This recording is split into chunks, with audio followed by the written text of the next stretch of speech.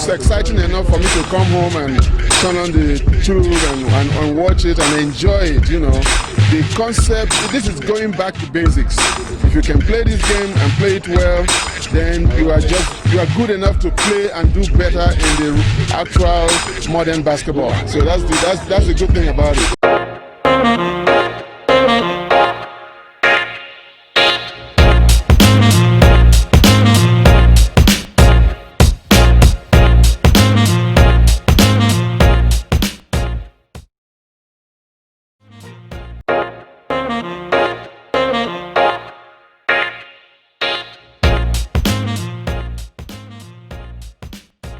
Welcome to the Basketball The Remix podcast. I'm your host, Mark Armstrong, aka Coach 1891.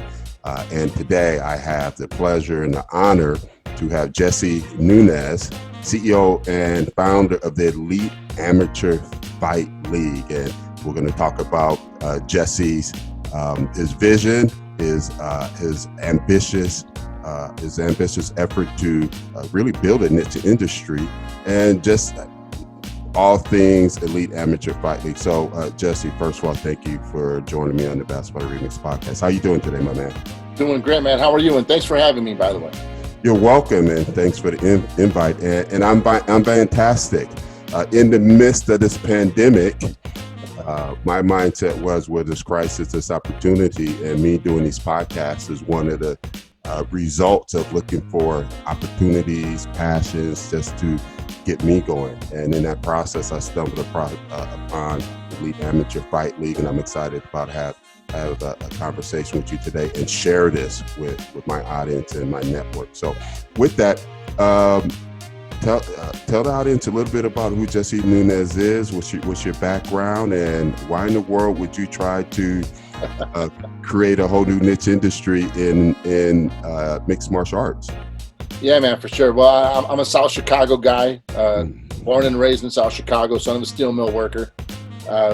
Loved athletics growing up, right? I boxed, I played football. Some of my football teammates in high school are Simeon Rice and Donovan McNabb and some of those guys over at Mount Carmel High School. I just love boxing, right? I'm a big combat sports fan. After high school, decided to join the Marine Corps. Boxed a tiny little bit while I was in the Corps. And when I got out, ended up joining the electrical union here in Chicago. And I got into this whole industry, pretty much backwards, man. I was an low voltage electrical guy, really liked what I was doing. It was during the building boom. I was able to start a company where we built and designed electronic systems for homes. And I started doing that during the building boom. It was going great. That company spawned into a company where we built and designed man caves, which spun into an opportunity to build and design man caves on regional local television. Oh, wow. Okay. So we had a little product called the Man Card Crew, where we used local contractors to promote their products and built man caves for different people across the Chicago market and put it on NBC Sports Chicago. I was able to build a good relationship with NBC Sports Chicago at that time during the Man Card Crew, and had an opportunity to concept an MMA show, because I love MMA. They know I love MMA, and decided to concept a show called Fighter First. Fighter First was following the local and regional MMA guys coming up, hearing their story, showing their clips, giving them some exposure. And I thought I had gold, man. That first show we'd go to in Chicago, because we're here. The promoter says, hey, my 145er, best in the country. He's 8-0. He goes out and demolishes this guy, has a great interview, great highlights. I'm like, man, this is awesome. I got gold. Then I go to Omaha, and that promoter says, hey, my 145er, he's 11-0. Can't be beat. This is the guy. Same story. We go over to Milwaukee. Hey, my 145er, he's the guy. He's the best ever. Same story. And found out really quickly that it was the same story over and over again, and it wouldn't have any production legs, because you can't tell the same story over and over again on television. And so I took that back to NBC and told them, hey, man, you're going to love the first show. The second show will be boring. You won't finish watching the third show. And I kind of explained to them why. And they turned around and said, hey, man, if you could do anything with this, let us know. So we were heading over to Omaha, Nebraska for another show. And I just started to think, now, what if I can get these guys to fight each other? What if the 8-0 guy from Omaha could fight the 8-0 guy from Wisconsin, and the guy from Illinois fight the guy from Indiana, kind of create a tournament out of it? And you know what? Maybe I'm looking in the wrong place. Maybe someone else is doing this. So I started looking, and no one in the country was matching top-level amateurs from across the country and any promotion. All the guys were local champions in their own little town or region. And while that's great for that guy who's 11-0, but you know, I've watched 10 of the guys' fights, and they all end in 15 seconds because he's beat the best two guys in town, and now he's beating up soup cans, you know, to get that amateur record up. And there's no promoter that's willing to travel him from, let's say, Illinois to California to fight the best guy in California, and because there's just not enough money in amateur MMA on a regional level for that to be feasible, right? If they fly a guy from Illinois to California, he's not bringing any fans, he's not selling any tickets, and therefore they're not filling seats, and that's where regional promoters make their money. So I saw it as a really underserved community, right? It was these really talented athletes that are kind of relegated to compete on a B, C level, D level type of platform. It'd be like the football team at Notre Dame, only being able to play the teams from Indiana. You know, we know what it sounds like to me. I'm gonna put it in my basketball framework, is that you had these elite athletes in their communities that had risen to be the elite in their neighborhood, right?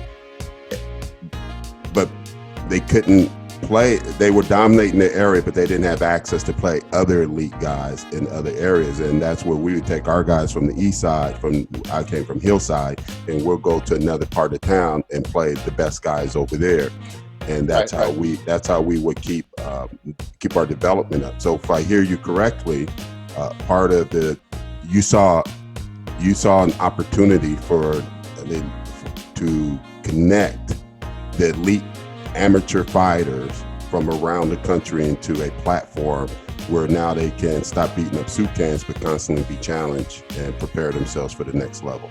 Right, and there was a bit of a challenge there, right? Because you've got some coaches that have been doing it this way for the last 25 years. The sport's 25 years old, right? So their mentality is, hey man, we're going to get our amateur fighter 11 wins in a row so that when he's pro, he's the guy on top, and he's going to make more money because he's an 11-0 pro, which isn't factual. That's not true. You're going to make your first pro fight as an MMA fighter, you're going to make the same whether or not you're an 11-0 pro or you're a 3-3 amateur coming in. Because at the end of the day, it really just depends on how many tickets you can sell for those regional promotions. It doesn't have anything to do with your level of talent. They would rather put a 3-3 amateur as a pro that sells 300 tickets on their card than they would put 11-0 pro who doesn't sell a single ticket on their card. And that's just the truth. So how is Elite Amateur Fight Leagues disrupting that 25-year-old model? Right. What's unique about your model that's disrupting that and makes it a better approach for these elite amateur athletes?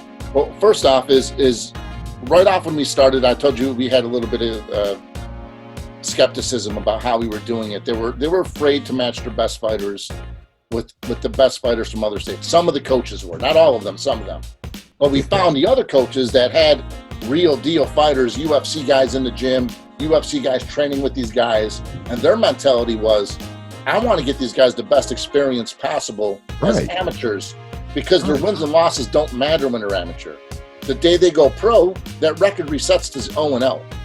Right, so they don't want to take their first battle, their first war as a pro and get a couple losses, and now your chances of getting to the UFC, are a little bit less because you've got too many losses on your pro career. These guys wanted to take the battles when they were amateurs. Isn't that the way it's supposed to be, though? You're supposed to, because part of the amateur experience is, do I really have what it takes, to do this? Absolutely. And that's what we were, that was our angle, right? We were going to give these guys the best exposure and experience possible in the whole country. We were going to take care of all their logistical travel needs. They weren't going to have to pay to get on the flight. They weren't going to have to pay to stay in a hotel. We feed them while they're with us. We treat them like an NCAA athletes gets treated when he travels with his team from, state to state to compete. No one else in the country is doing that for amateur fighters. Wow. So, and that resonated with me right there. As a former NCAA Division I basketball player myself, I get it. Once we stepped onto that bus to go on our road trip, all expenses were covered until we landed back in town. Awesome. Yeah, so let me ask you this, Mark. Okay, I'm going to give you this scenario and tell me if you would have played NCAA basketball if this was your ssnenario. Okay. Okay. If you came to my school and I told you, okay, you're going to have to pay for your coaches to coach you. Mm-hmm. You're going to have to pay for your athletic equipment to train in. You're going to have to rent the facility that you train in. Mm-hmm. You're going to have to pay for all your medicals, blood work, physicals, if you get hurt, whatever have you, to play for me. Mm-hmm. And then on top of that, you're going to play for free. Would you have been an NCAA athlete if that was your scenario? In 2020, no, I wouldn't. Because I'm going to tell you that was the state of mixed martial arts for amateur fighters. Right? They have to pay for their coaches. They have to pay for their training. They have to pay for their equipment. They have to pay to travel sometimes. They have to pay for their medicals. Basically, these amateur fighters who are putting everything on the line, getting in a cage, and fighting their heart out, are having to pay to do it. And to me, it's a travesty. And so as I mentioned to you before we got online, is that I'm a fan, but I'm a fan that shows up for the big fights. I monitor outside of basketball. I monitor all sports on the peripheral. I stay abreast of the mainstream news, and I'm always looking to watch the best of the best at any, because I like elite competition. But I wasn't aware that there was this strong amateur space in MMA, right? I didn't connect the dots, and the way you're framing it, the opportunity I hear you talking about, there's an opportunity out there to organize amateur mixed martial arts in a manner that's reflective of NCAA Division I sports, where you can organize it, give them a platform to perform, prepare to be a professional person while they're in that sweet spot. It was 18 to 24, 25? Well, we started a little bit long. I think we were 18 to 30 at one point. Okay. Now we're down to 18 to 28. There's some guys that do start their career after college wrestling. Mm-hmm. So, we're trying to make some room for them. Okay. So when you talk about the market opportunity, what's the business model, right? There's a market opportunity. It makes sense to me. The graphics on the screen kind of, I think, helps people connect the dots. There's an opportunity out there to build a platform for these amateur fighters. Man, I didn't even know there were 17, 18-year-old kids actually preparing themselves in mixed martial arts. Like, I know there's wrestling out there, I know there's boxing out there, right? But now what I'm hearing you say, 25 years from the onset of the development of the space, you have kids who are teenagers who are training to become a professional MMA, just like a kid used to train to become a professional boxer or anything as a professional sport. So with that, what's your business model to bring this vision to pass? Yeah. So like you said, the sport's 25 years old, which means it's a really young sport. If you compare it to football and basketball, I think football is 100 years old. Basketball is 80-something years old as far as the development of the sport. Yep. And if you look at both of those sports, the amateur level came before the professional level. Before there was the NFL, NCAA already had NCAA football. Before there was the NBA, there was the NCAA basketball tournament. Right? So if you look at MMA, it was kind of developed backwards in comparison to the big two sports in our country. So we looked at that and we took a full year of R&D and really looked at what we can do in the space of mixed martial arts. We could have been a professional mixed martial arts league, but the honest to goodness truth is we would have been the probably 10th best professional MMA league coming into the market. But what we looked at and found was that, man, there's a really underserved community on the amateur side. No one's doing a national amateur league. And we could come in, if we do it right, as the #1 amateur MMA organization in the country.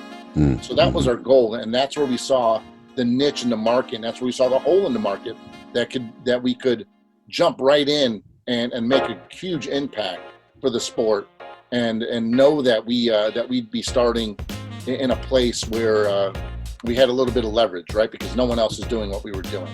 And that's really the business model for the sport, is to be the #1 amateur MMA organization in the country, be the NCAA version of mixed martial arts. If we can do all of those things that I just talked about, give the fighters exposure, experience, give the fans a single place to watch the best amateurs in the country in a head-to-head tournament, everything else will take care of itself. If we just provide the underserved community of the fans who want to see it happen, of the fighters who need the platform, all the other things, the content, the broadcast deals, the money, that's all going to come if we do the right thing by creating this league in the right way. Agreed. Now, let me give you a little pushback, Jesse. Sure. And throw a little grenade over there and see how you toss it back to me, okay? As a former, I'm a black guy. Basketball's been my thing. We know there's a lot of young black men and black women and brown men and brown women playing the sport of basketball in college. We've seen the results of COVID-19. Let me elaborate in that you have Stanford, for example. I believe they eliminated 11 sports. Yep. Right, and a lot of people are drawing the connection from the lack of revenue coming in from sports this year. Football and basketball is having a material impact on these athletic departments' ability to provide these other sports to the university. So I think that argument that we've been hearing over the years is really coming to light. And I think in some ways, the NCAA is going to be struggling to maintain its grip, its financial grip on some of these platforms. So yep. I say all that to say is I'm in favor of athletes getting compensated at some level when they generate. Let's envision 10 years down the line, you guys get your breakthrough the next couple of years, you're ramping, now you're making money, you're making tens, maybe hundreds of millions of dollars. Have you given some thought on how you would further let's cut to the chase. How would you share those revenues with players, with your amateur athletes? Yeah, absolutely, man. So we've given a lot of thought behind that, and I want to throw a grenade back at you because I got a little bit to say about what athletes do get out of the NCAA. And so I want to start there. Then we'll get into how we see we can compensate our athletes in a way that would help further their career. Perfect. But if you look at, and I'm going to go back to the fighter versus the NBA basketball player mentality. Okay. Right? So a fighter that fights in the UFC, his first fight, he may be a 14-1 professional at that point, finally breaks into the highest level, the UFC. On average, makes about $48,000 a year total. Mm-hmm. Right? The point guard at Duke gets signed to a multi-million-dollar contract before he ever steps on the court in an NBA game. And there's some reasons to that. The reasons are is the NCAA does a great job at giving these guys a platform where they can market their ability. They can create a fan base that will follow them into the professional level, that want to see them compete at the next level, the highest level. And that gives them the ability to sign these multi-million-dollar contracts because they have value behind who they are, their name, and they're bringing a fan base to a professional organization that has the ability to pay them that kind of money. I agree, 100%. Right? Yep. So, and granted, there's also the guy who sits on the bench that plays 4 years and doesn't get anything. Well, I won't say anything. Maybe he gets a college education that's worth $300,000, and the experience and the alumni, connections that he would get out of that college. I don't think the NCAA doesn't compensate them.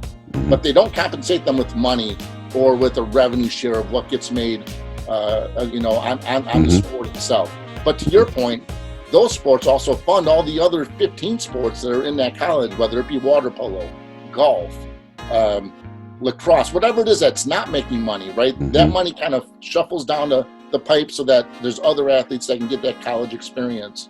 So I do believe in the NCAA's model simply because we see these young men signing multi-million-dollar contracts in the NFL, and that doesn't happen without the NCAA. They sign multi-million-dollar contracts in the NBA. That doesn't happen without the NCAA. So they are getting something out of their experience, not only a college education, and if some of them choose to leave early, they're getting just this great marketing platform to build their brand. Mhm. Now, do I believe athletes should get paid? Absolutely. I absolutely do. The top tier athletes that are really bringing the fans to the seats and selling tickets and selling jerseys, they absolutely need to be compensated. But I also believe that the team members on that team in some way need to be compensated. You can't play a football game with one guy. You can't play a basketball game with one guy. You need a team. And there's these other athletes that I think are going to be left out of the shuffle here because they don't sell jerseys, because they're not the star athlete. But you still need a practice squad guy to tackle you. You still need a practice squad guy to guard you in basketball, right? So I think all these athletes in some way need to be compensated, and only because the NCAA is at such a successful level. The NBA basketball tournament, the NCAA basketball tournament makes $1 billion in about 4 weeks. Yep. There's no doubt that those athletes need to get compensated in some way because of the money that's being made on that level. So our plan going forward is we cannot risk their athletic, what's the word I'm looking for? They have to stay amateurs, right? And Amateur status, if we pay them to fight, their status. If we pay them to fight, they lose their amateur status. And we can't. And to your point with that, so then that would flip you. Now you're a professional league, and now instead of being the top amateur league, getting guys the experience they need. So when they do go pro, they're prepared to stand on their record. Yep.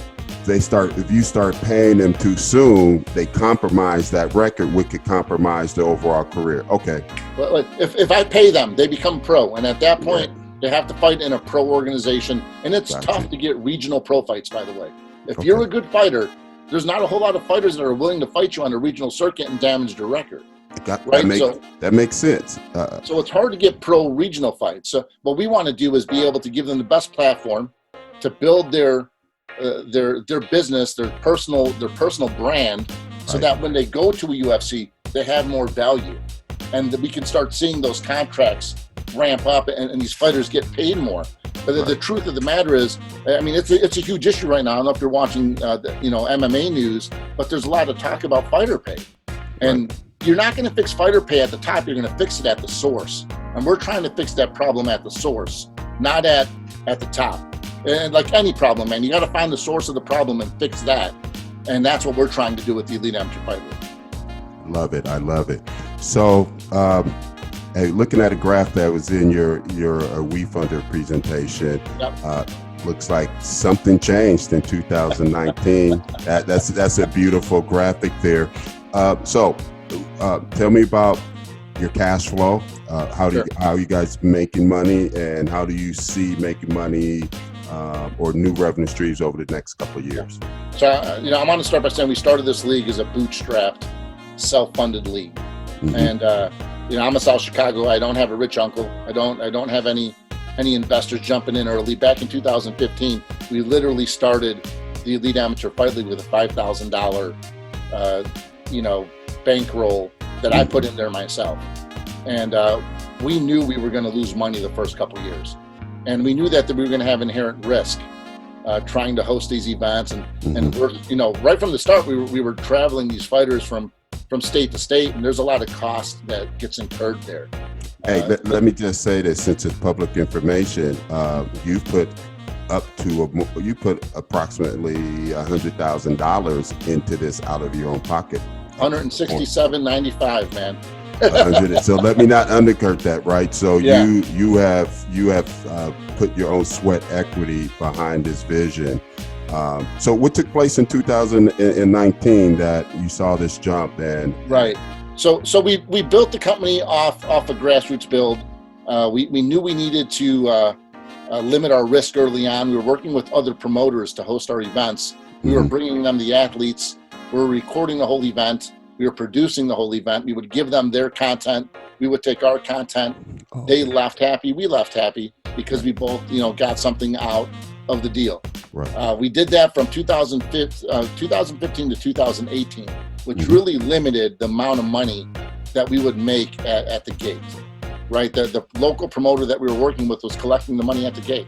We were making money on television sponsorships and wherever we could, selling gear and being scrappy, just enough to try to keep this thing going, keep the wheels on. Right. And then in 2018, we had enough confidence in our product, had enough traction in the industry, where we decided next year we're going to host some of our own events. We're going to be our own promoter. We're going to rent our own venues. We're not going to lean on the other promoters, because at the end of the day, they're taking all the revenue at the gate and we're not getting any of it.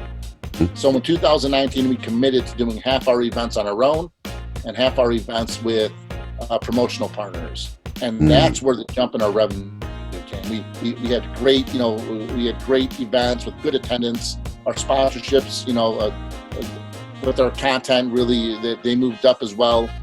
We started producing content for other people with our tech and we started selling more merchandise. And so it was just the switch of the leaning on other promoters to doing it 100% or 50% ourselves. And this next season, season 4 in 2020, we're going to host all the events by ourselves. So we're looking at revenue doubling. Yeah. And that'll be your model moving forward when it comes to event production? Absolutely. Well, and that was the model moving forward until COVID-19 hit, because, right. We were expecting to host all our own events, sell our tickets, and therefore the revenue, now that we figured it out, the revenue would go up from the ticket sales. But we're not going to have any fans for the next year and a half to 2 years, and we've already accepted that. So now our model is to do a studio show, not in a big venue, but in a controlled environment. Yep. Record that content for broadcast television, right, and really make it a TV product more than a live event product. Continue to build our brand, continue to be out in the public. And then when live fans are back in the stands, we go right back to the model that we had planned on before COVID. Probably with some outstanding momentum and people waiting to sit in the seats and watch some of the talent that you develop and promote in person. So let's stay on that vein. Kind of what's the content? What's the content strategy moving forward? And just not with the media side of it. You said something that really jumped out to me is when you were doing your initial production, that you create the content and then you shared it with the fighters. Did I hear that correctly? Yeah. Well, we shared it with the promoter, right? The promoter would have 14 fights on the card, and we would record all 14. Some of them are ours, some of them were theirs. We produced the whole thing and gave them their piece of the pie. We kept our piece of the pie. But we also obviously put clips out there for fighters to share and to build their brand so that they can continue to grow as athletes and as a personal brand as a fighter. Our content strategy is very simple. We want to obtain the best amateurs from across the country to compete in a head-to-head tournament that will give us the best competitive amateur MMA you can watch on television, the NCAA tournament basically, right, and so that we can aggregate fans from across the country supporting their state fighter, their team. The reason for the team versus team aspect of it is to bring in casual sports fans. We know we have an immediate following from MMA fans. They love MMA fights. They're connected to a fighter. They're connected to a gym. They watch the UFC. They're going to watch because of the MMA right aspect of our show. The fact is most hockey fans in Chicago, Blackhawks fans, know nothing about hockey. They're just Blackhawks fans. Got you. Right? They like wearing the Blackhawks jersey. They talk about it at work. They go see a game. They buy the gear. And they eventually learn about hockey and they become a hockey fan. But they do it because of the geographical link of the team in their city. Gotcha. If we can mimic that, if we can get a geographical link to a team in a state, and you start rooting for the Illinois Inferno because you're from Chicago, and now all of a sudden you become a fan of the game and you become a fan of a fighter and you follow him, we're going to add 80% more sports fans to MMA if they can just follow the same suit that all the other sports use, which is linking a geographical team to an area to build a fan base. Can I give you a tip? Yeah. Research the basketball tournament, the TBT. Actually, I've seen it. Okay. I did a podcast on them, and they've developed a reputation of being pretty innovative, which they are. The innovation, I think the most important innovation that extends beyond basketball that a lot of people are not talking about is their social media strategy and the way they leverage social media to build an audience before the first tip-off, and then sharing of a cash prize. Maybe it's something different that you can share with fans, that when the team, for example, the team that won the TBT this past month, they did a bubble. Yep. 567 fans got $88, which represent 5% of the earnings, right? So I think there's some creative ways to leverage social media to help you drive that home, and I think you're going to knock it out the park if your effort to accomplish that objective. That is absolutely, I think, the right objective, and if you're able to make that happen, man, you guys are going to knock it completely out the park. As we kind of wrap up, there's three things I want to touch on real quick. One, what have you learned about your community, right? So your current fans, your current athletes, your current teams that you're going to be able to leverage to continue to scale the business. Yeah, man, the fan base is a passionate fan base, and they know everything about these fighters. They usually come from I train in a gym scenario. Mm-hmm. I'm not a competitive MMA fighter, but I do practice jiu-jitsu. I did grow up boxing. Right. I do go to the gym. I train with some of these guys. That's where our fan base comes from. But now that we've linked these teams to geographical areas, we're starting to see more of a casual sports fan base start to become fans of our league, where they weren't MMA fans, but a friend of theirs took them to a fight. They really loved what they seen. They became fans of the team and then came back for the next event and the event after that. It's really, at the end of the day, it's providing great content for people to watch. Yeah. And then linking that content for a reason for them to watch it. Yeah. And if we can do that, man, this community is just going to keep growing hand over fist. And real quick, what's the structure of the team? So are these guys buying licenses through the Elite League? Are they independent? How does that work? Yeah, so one of our main goals is we never charge the fighters for anything. Okay. We will not charge a fighter for not one piece of anything to compete in our league. There's other organizations out there that charge these guys to travel. They charge them to have a license for their promotion or for their sanctioning body. What these fighters are coming from, they're young. They don't have, they're not established. They don't have a whole lot of money. Then to charge them is just ridiculous. So what these guys do is they have to have a license through the state of Indiana or the state of Illinois, depending on where you're competing, to compete. If we take a team from Illinois to California and they need an additional license, we'll pay for it.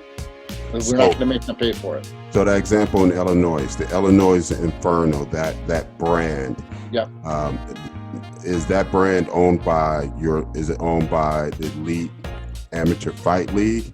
Is it owned by the gym that they function out of? What's that relationship?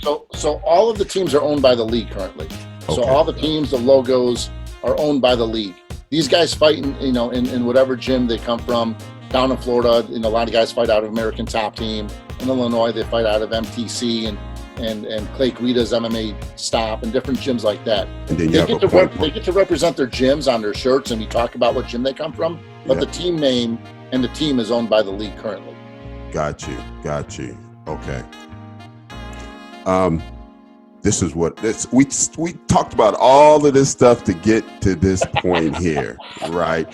To set the table that this is a really great opportunity to be involved with creating a niche in, man, a multi-billion-dollar industry that's just getting bigger. And what the UFC's doing, even now, being nimble, flexible, taking the lead with professional sports under the COVID situation has been extremely impressive. They are on top of the sports world right now, hands down. And to get into the ground floor, because what this means is that there's a lot of young kids running around saying, I want to be the next Connor, I want to be the next style bender, I want to be the next spider, I want to be the next, I want to be the next. You're providing a platform that allows them to get that development in to see if they got what it takes to be the next, and then position them to go to the next. So with that, tell us a little bit about your WeFunder, and for those who may invest, what should they expect back from you as CEO and founder? Absolutely. So the WeFunder idea came up because we had a lot of interested investors coming out of 2018. Unfortunately, those investors did not understand our business model. We're not looking to sell this thing in a year and a half or 2 years from now. And most investors want to get an X on their return really quickly, right? So this is long term. This is long term. This is a long term play, and we're not looking at selling this thing really quickly, right? So most of those investors didn't work out. But what we kept hearing from our fans is, man, I want to be involved. How do I get involved? Can I invest? And at the time when we were looking at investment, we were looking at accredited investors, and it's hard to be an accredited investor, right? You got to show all that, the proof of how much money that you have and how much money you're backed by, and be an accredited investor. And our fans are fairly young and not super established, aren't accredited investors. So we started looking at ways to raise money where our fans can own a piece of our league, and that's where equity crowdfunding came in, right? Equity crowdfunding allows us to raise $1 million per year from non-accredited investors for as little as $100. So that gave us an opportunity to now turn around to our fans and say, hey, you asked how you wanted to be, if you could be involved, if you can own a piece of the league. We are selling equity. We're selling 10% of the company to our fans, and you have an opportunity to invest in the league for as little as $300. And that's where WeFunder came in. We did a private, an outside CPA came in and evaluated our books. We came up with a $5 million valuation, and we're selling $500,000 for 10%. Nice.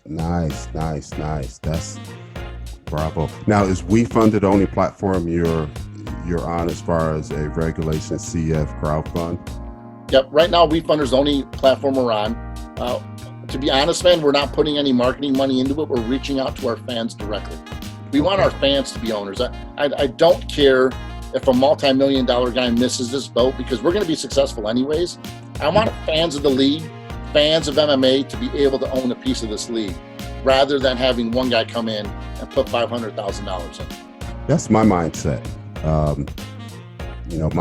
If I can real quick, my vision with basketball, the remix, is to bring online these unique smart facilities that provide an immersive recreational experience with this new basketball sport.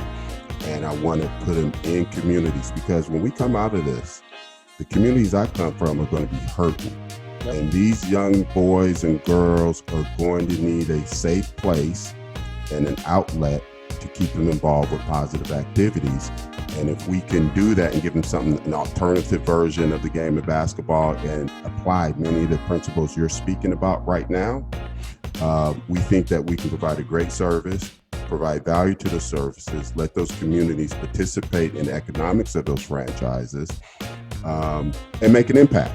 And I think, so with the regulation crowdfunding, that is exciting to me, and it's exciting to see like-minded entrepreneurs out there seeing that there's value in allowing your fans to participate. Warren Buffett talks about when you evaluate market opportunities or evaluate business, one of the things he says is you can increase the evaluation when you can see that the access to the market expands, meaning that there's more people in the market can participate in what you're doing, then you can increase the valuation of it. And having your fans a part of it, man, that's building advocates. Absolutely. And it's not only just, building advocates and them being a part of the league. We plan on doing some dividend payouts in the future. And I want to hit on this because I get a lot of questions about, I invest, when do I get paid? And it's not a thing where you get paid only on a sale, right? Most investments, you invest and when they sell that business, you get paid off.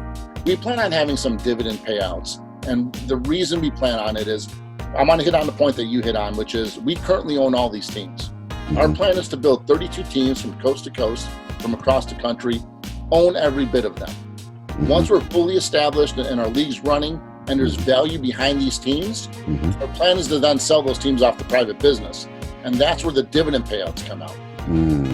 Right? And so if we can start selling the teams and franchise, our investors are going to get a dividend payout.